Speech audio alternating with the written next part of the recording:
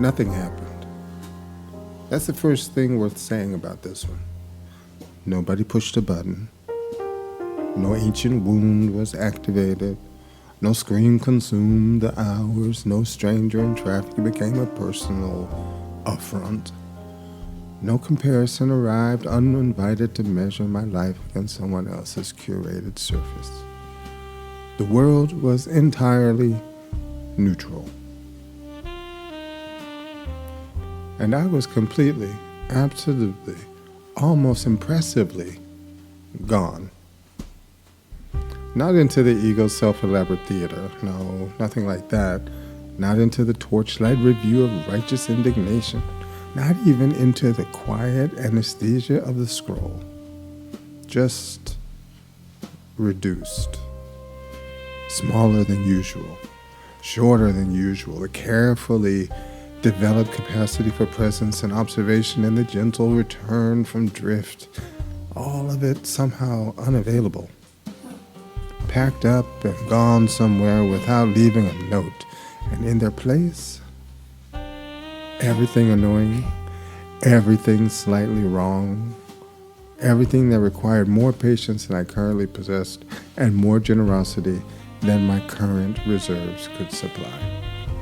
The world, which an hour ago had seemed entirely manageable, had become a mild but persistent collection of inconveniences that my ego self was addressing with a disproportionate and faintly ridiculous intensity. I was hungry, or tired, or both. And that, just that, was enough. My ego self does something fascinating when the body hasn't been attended to. It forgets that the body exists. Not literally, not completely, but in the specific way that matters, the way that would allow it to pause and ask the simple question that would resolve the entire situation in 20 minutes. When did I last eat? When did I last sleep? What does this body actually need right now? That question doesn't arise, it doesn't come up. Instead, my ego self does what it always does with uncomfortable experience. It narrates. It talks. It finds causes. It constructs explanations for why everything feels slightly wrong that have nothing to do with blood sugar or fatigue, and everything to do with the people and circumstances and minor frustrations that happen to be present in the vicinity of the hunger. The conversation that irritates me more than it should. The task that feels heavier than it is. The person who said something perfectly reasonable that landed with an unreasonable weight. My ego self, my inner roommate, running on empty literally, is nevertheless fully committed to the story that the problem is out there. In the circumstances, in the people. The world's persistent failure to arrange itself in a way that doesn't require quite so much of me. Not in here, not in the body sitting underneath all this interpretation. Not in the simple, undramatic, completely solvable fact that my organism needs fuel and I have been too busy or too distracted or too committed to my own productivity to provide it. Here's what I find quietly extraordinary about this particular drift. It makes no distinction. The morning drift, the replay, the ancient button, those have texture, history, the ego self's fingerprints all over them, the specific flavor of each one recognizable, mappable, something I can trace back to its origins if I'm willing to dig. The body takeover has none of that sophistication. It's just chemistry. Cortisol rising, blood glucose falling. The nervous system doing what nervous systems do when they haven't been given what they need. The whole elegant architecture of consciousness development temporarily overridden by the most fundamental biological imperative. Feed me. And until that imperative is met, nothing else is quite available. Not patience, not perspective, not the observer's self's clear and unhurried view of what's actually happening. Not even the basic recognition that this is what's happening. My ego self, running its commentary on the inconveniences of the afternoon, is genuinely convinced that the problem is the afternoon. Not the fact that it's 3 p.m. and I had breakfast at 7 and called that sufficient. There's something the body knows that the ego self consistently refuses to learn. Consciousness is not separate from the physical instrument through which it moves. My observer self, however developed, however practiced, however genuinely committed to presence and awareness and the clean return from drift, lives in a body here, moves through the world in a body, depends on that body being attended to with the same care I'm attempting to bring to everything else. The ego self finds this humbling. Too humbling? It would prefer consciousness to be a purely interior achievement, something it could develop and maintain through the right practices and the right intentions and the right quality of attention, independent of something as mundane and unspiritual as whether it ate lunch. See, my ego self is always performing. But the body is magnificently indifferent to the ego self's preferences. It has requirements. And where those requirements are not met, it does not send a polite notification. It just takes over. Quietly, completely, without asking permission. Feed me. Reducing the most carefully developed awareness to a collection of mild grievances about the afternoon. The humbling is the teaching. And there's something else worth naming. The body takeover doesn't just affect me. The people in my vicinity during the body takeover are receiving a version of me that I would not consciously choose to offer them. The shortened patience, the slightly flattened effect, whatever. The responses that are technically adequate and genuinely absent of words. This needs to be done now.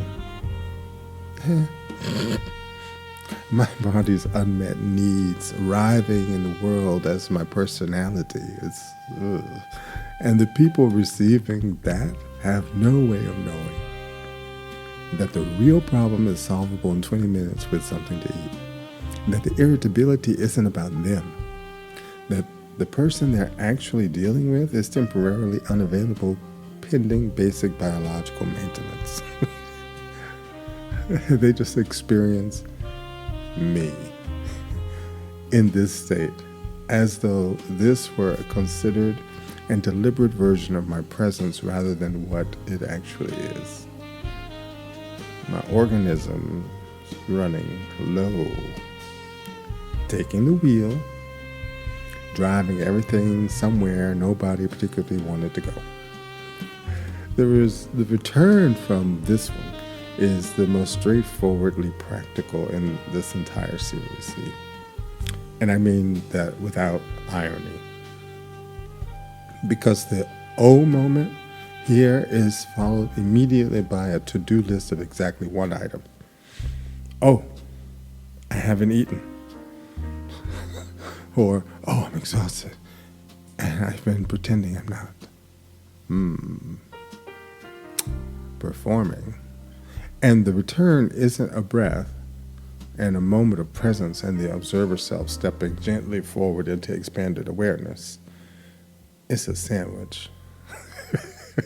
It's 20 minutes horizontal, It's the glass of water.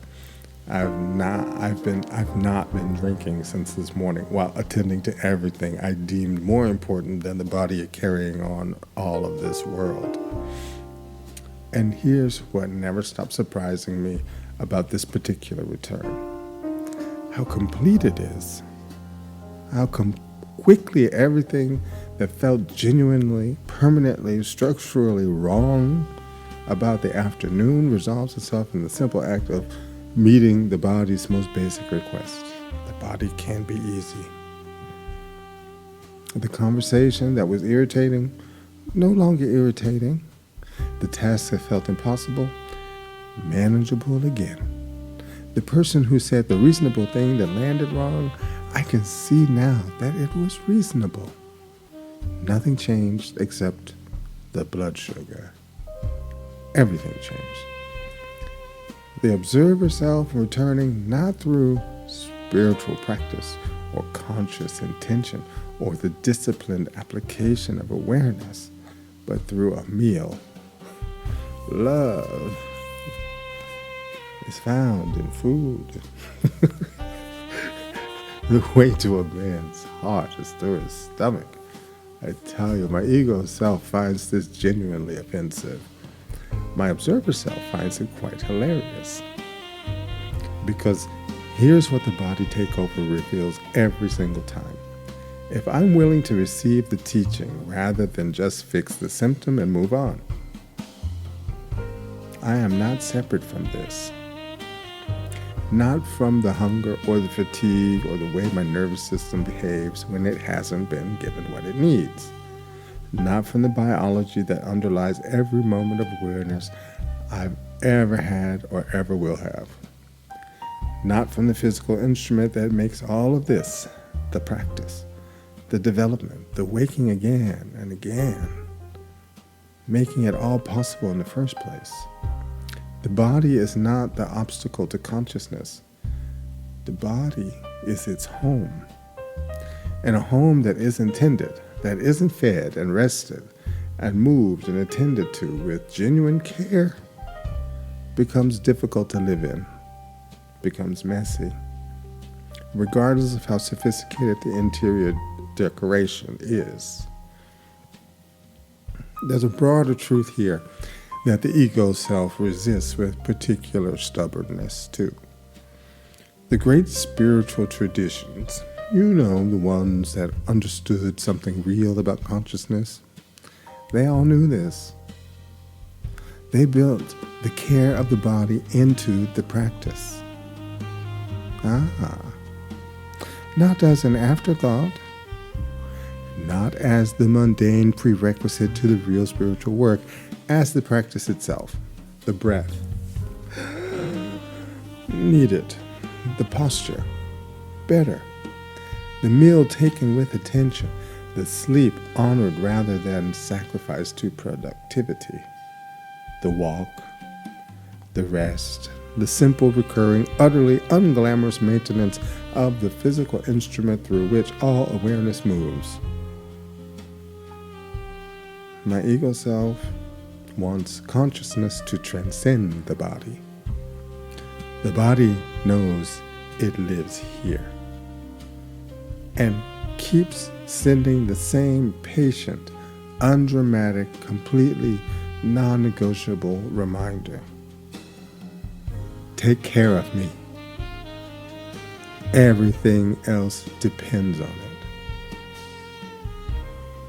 So the next time everything feels slightly wrong, before the ego self begins its inventory of external causes, before the narrative starts and the afternoon gets blamed and the people in my vicinity become the explanation for a state that has nothing to do with them, I want to ask the simplest question available.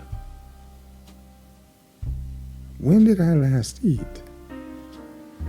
When did I last sleep? What does this body actually need right now? Let's begin there. Not as spiritual inquiry, not as a practice of deep awareness, no, just the most basic act of knowledge available. Know thyself also means know when you're hungry. Checking in with the home before conducting or concluding that the neighborhood is the problem. Because most of the time, the neighborhood is fine. The home just needs attending to. And 20 minutes of genuine care for the physical instrument of all this awareness returns everything. You get the patience, the perspective, and the observer self's unhurried view of what's actually happening. And the quiet, slightly embarrassed recognition that the profound spiritual emergency of the last 2 hours was hunger. Just hunger. Which is, when my observer self is the one laughing, the most human and most lovable thing about all of this. Hunger.